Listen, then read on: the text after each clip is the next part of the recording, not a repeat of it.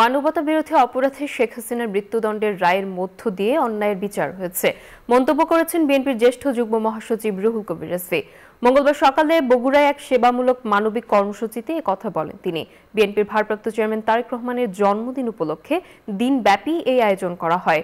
রুহুল কবির রিজভী বলেন, বিরোধী দলীয় নেতাকর্মীদের হত্যা করে আজীবন ক্ষমতায় টিকে থাকতে চেয়েছিলেন শেখ হাসিনা, তবে তারও পতন হয়েছে।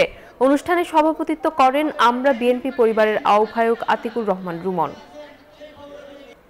জনাব তারেক রহমানকে এখানে এমন ভোট ব্যবধানে জয়ী করবেন যেন বাংলাদেশে একটি ইতিহাস হয়ে থাকে। যারা মনে করেছে বিরোধী দলের ছেলেদেরকে বিচার বহির্ভূত হত্যা করে নিরুদ্দেশ করে দিয়ে, গুম করে দিয়ে, তাদেরকে পাতালে ফেলে দিয়ে, তার পরিবার থেকে বিচ্ছিন্ন করে মায়ের কাছ থেকে দূরে সরিয়ে দিয়ে, স্ত্রীর কাছ থেকে দূরে সরিয়ে দিয়ে নিজের ক্ষমতাকে মজবুত করবেন, নিজের ক্ষমতা আজীবনের জন্য টিকে থাকবেন, তারা নিজের চোখেই নিজের পতন দেখলেন।